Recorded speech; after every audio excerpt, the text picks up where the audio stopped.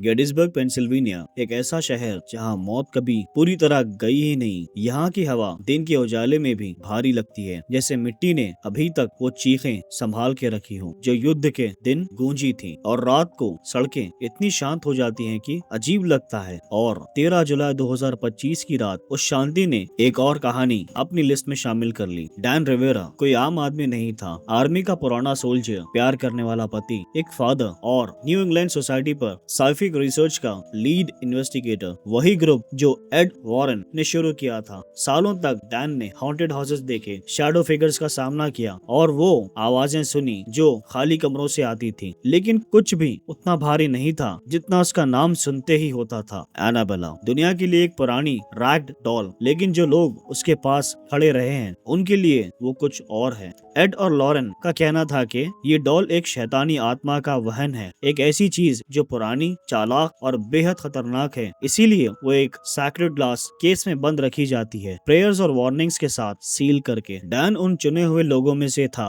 Devils on the run tour पे Annabella को ले जाता था। हर स्टॉप पे वो केस के अंदर ही रहती थी। ग्लव्स के बिना उसे कोई छूता नहीं, रिचुअल्स के बिना मूव नहीं किया जाता। डैन उसका गार्डियन था, रेमर्स पर हस्ती कर देता, लेकिन चुपके से मानता था। कभी भी उसका एहसास उसके देखने से पहले हो जाता था। उस समर एक अजीब सी अफवाह चल पड़ी। लोग कह रहे थे कि एनाबेला भाग गई है। रेमर्स तेजी से फैल गया। डैन ने खुद कैमरे पे आके प्रूव दिया कि वो सेफ है, वहीं लॉक्ड है। लेकिन कुछ लोग कहते हैं जब उसका नाम ज्यादा बोलने लगते हो, जब दुनिया उसके बारे में बात करने लगती है, तो वो खुद अपना तरीका निकाल लेती है तुम तक पहुँचने का। गेटिसबर्ग एक नॉर्मल टूर स्टॉप होना चाहिए था। रात गर्मी और नमी से भरी थी। दूर कहीं से थंडर की गूंज आ रही थी। डैन का काम खत्म हो गया था। एनाबेला लॉक्ड थी। होटल रूम का डोर क्लिक हुआ। ठंडी एसी की हवा लगते ही डैन अंदर आ गया। सब नॉर्मल, या बस शुरू में ऐसा लगा। पिछले कुछ हफ्तों से डैन थोड़ा ऑफ लग रहा था। सर दर्द, नींद टूटना, घर में एक दरवाजा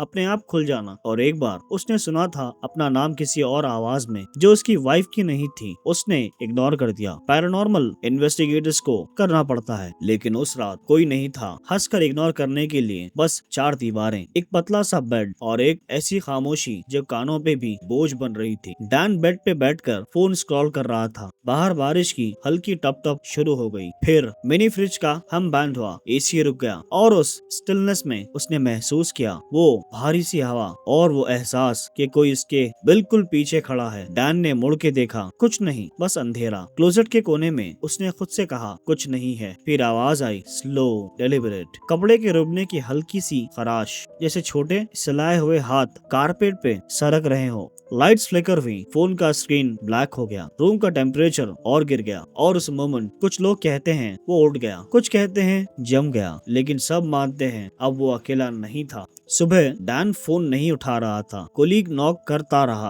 अंदर से डोर लॉक था। जब खोला तो कोई फोर्स्ड एंट्री नहीं थी, कोई स्ट्रगल का साइन नहीं। डैन बेड पे पड़ा था। रूम फ्रीजिंग कोल्ड, एसी बंद होने के बावजूद सीपीआर फेल, वो जा चुका था। अथॉरिटीज ने कुछ अनयूजुअल नहीं पाया। एनाबेला तो उस रूम में थी ही नहीं। वो लॉक्ड थी, सेफ थी, कम से कम फिजिकल तौर पे। लेकिन पैरानॉर्मल दुनिया में डिस्टेंस हमेशा मैटर नहीं करता। कुछ कहते हैं वो उसके पास आई थी स्पिरिट के रूप में, कुछ कहते हैं उसने उसका नाम पहले ही लिख लिया था। होटल स्टाफ ने कहा उस दिन से उस कॉरिडोर का एक हिस्सा हमेशा थोड़ा ठंडा लगता था। और एक हाउसकीपर ने क्लेम किया कि कुछ दिन के बाद उसने एक छोटी सी डॉल साइज्ड शैडो का डैन के कमरे के दरवाजे में खड़े देखा, और फिर वो गायब हो गई। टूर चलता रहा। एनाबेला अभी भी अपने केस में ट्रैवल करती है, साइलेंट, स्टिच्ड स्माइल के साथ। जो लोग उसके पास खड़े रहे, जो उसकी ब्लैंक आंखों में ज्यादा देर तक देखे, उनके दिमाग में एक सवाल रह जाता है, क्या एनाबेला खुद डिसाइड करती है किसको फॉलो करें, या क्या वो हम सबको पहले से ही देख रही है। तो आज रात अगर आपके रूम का माहौल भारी हो जाए, कपड़े के सरकने की आवाज आए और लगे कोई आपको देख रहा है,